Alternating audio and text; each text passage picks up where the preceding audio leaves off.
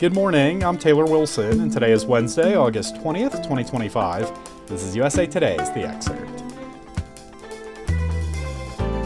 Today, revoked security clearances. Plus, if Democrats succeed in midterms, they're coming for Kristi Noem. And can you rely on AI for money advice? Director of National Intelligence Tulsi Gabbard announced yesterday that President Donald Trump had directed her office to revoke security clearances from 37 former intelligence officials for politicizing and manipulating intelligence. The former officials, who are all accused of leaking classified intelligence without authorization, include Biden administration officials Emily Horn, a former spokesperson for the National Security Council, and Dilpreet Sidhu, who served as a deputy chief of staff at the National Security Council. Last month, the Office of the Director of National Intelligence released a report that claimed to demonstrate how former President Barack Obama and his national security cabinet had manufactured and politicized intelligence to lay the groundwork for what it called essentially a years-long coup against Trump after he had defeated Hillary Clinton in 2016. Obama's office dismissed the claims. If the Democrats take back the House of Representatives in 2026, one member of the Trump administration is going to be spending a lot of time on Capitol Hill. That's Department of Homeland Security Secretary Kristi Noem. I spoke with USA Today reporter Zach Shermley for more. Zach, thanks for hopping on as always. Thanks, Taylor. So what did House Minority Leader Hakeem Jeffries tell this podcast about potential plans for Department of Homeland Security Secretary Kristi Noem if Democrats succeed in midterms? So in a recent conversation with Tim Miller of the news outlet The Bulwark, Hakeem Jeffries, he made very clear that if the Democrats take control of the House in the midterms, that they are going to be coming for Kristi Noem, the Homeland Security Secretary. She has been the face, really, of the Trump administration's immigration enforcement agenda that has been largely panned by certainly Democrats in Congress, but also by immigration advocates. Kristi Noem is the former Republican governor of South Dakota who came under fire for reports about her shooting her dog when she was starting to become more of a national political figure, and also during her confirmation hearings came under some scrutiny because she wasn't able to articulate what habeas corpus is, which is a pretty basic fundamental constitutional right afforded to American citizens. Hakeem Jeffries made very clear that Democrats see her as one of the main targets of potential oversight hearings should they take control of Congress next year, and Kristi Noem would have to face the music, so to speak, with respect to all of those concerns that Democrats have laid out. Well, Zach, I know we're still talking about a hypothetical here, but I mean, what would the intent really be behind these possible investigations? What do they hope to get out of this?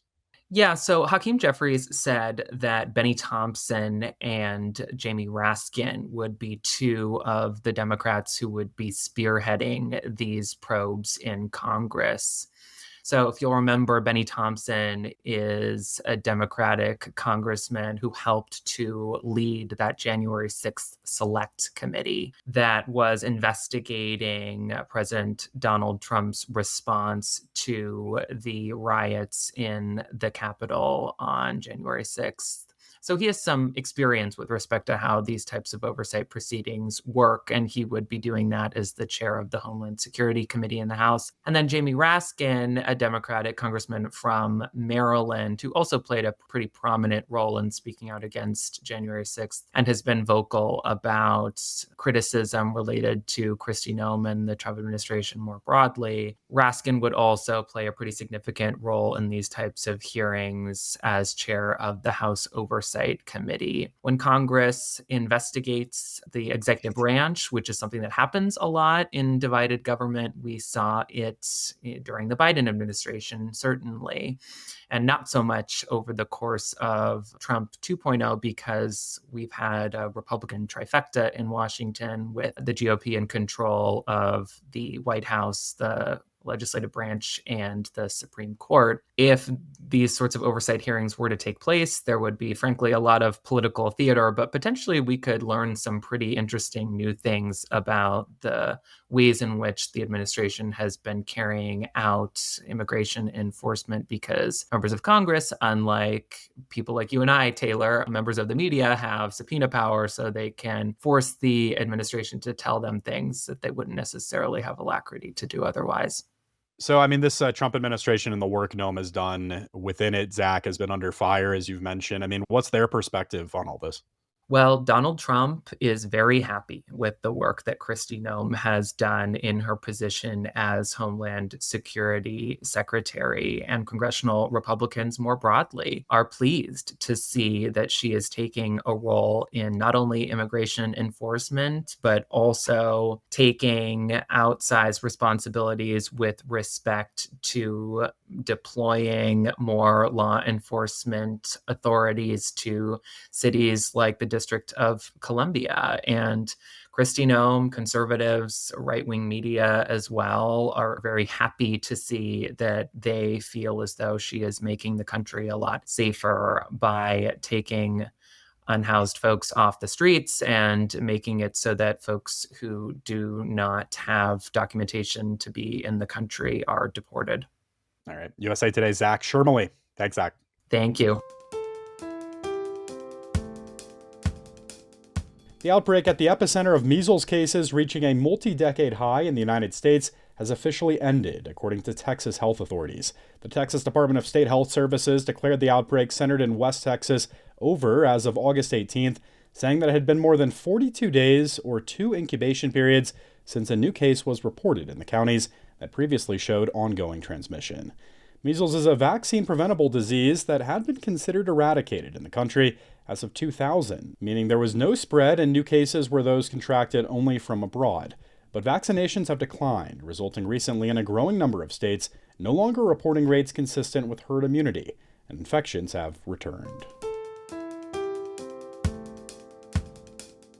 Can you trust AI's money advice? I spoke with USA Today personal finance reporter Rachel Barber for more on what the experts say. Thanks for hopping on, Rachel. Thanks for having me. So just starting here, I mean, what do the numbers tell us really about how many Americans are using AI-generated summaries when searching for answers online?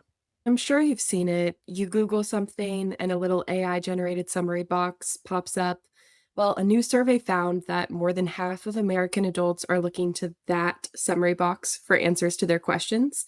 And 1 in 10 admitted that they are not consulting other sources. So they're not scrolling further down the page, they're just fully trusting the AI. So for this piece, you asked 5 popular chatbots, common personal finance questions. Let's start with retirement savings, something a lot of folks are curious about. What did the chatbots tell you, Rachel? And did this line up, I guess, with how the experts view retirement strategies? So when I had the idea to ask AI personal finance questions, I wanted to start with the most common, which is how much money do I need to retire? So I asked ChatGPT, Claude, Copilot, Gemini, and Grok. Their answers were similar, but not identical. They were giving somewhat lengthy responses, think bullet points, some examples, and caveats. Some did suggest consulting with a professional, but all of them pointed to something that's called the 4% rule. And this is a strategy that says retirees can safely withdraw 4% of their savings during the year that they retire and then adjust for inflation each year after that. Well, the rule was created more than 30 years ago. And in 2022, even its creator said that it was outdated. I spoke with Anna Maria Lusardi, who heads a finance initiative at Stanford, and she told me that if someone were to follow it today, that they would likely run out of money. Whoa. All right. So as for credit scores, I know you also asked a question here. What did the chatbots tell you on this point? According to the experts, the chatbots did much better with this question.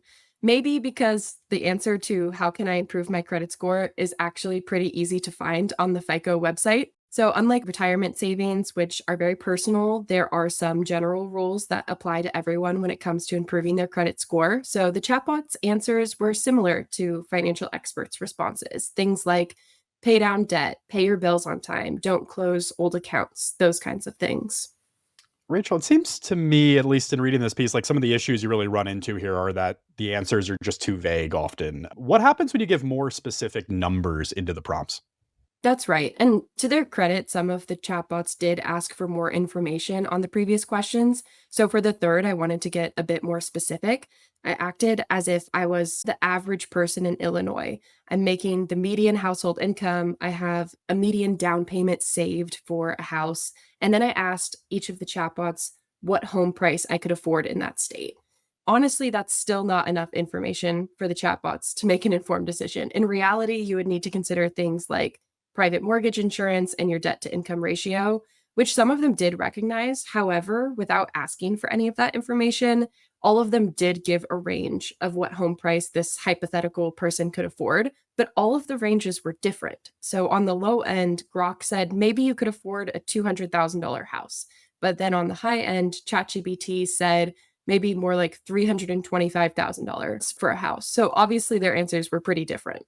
Are there safeguards, Rachel, in place to fact check these responses? What do you hear from the AI companies on that point and others? There are, and likely more to come. Google has a double check feature for Gemini, so people could use that to highlight information that is contradicted elsewhere online. And then a spokesperson for Microsoft said that Copilot has what they call a deep research mode. It just takes a little bit longer to generate responses, but it may be better suited to help people make decisions that require some careful evaluation, like financial decisions.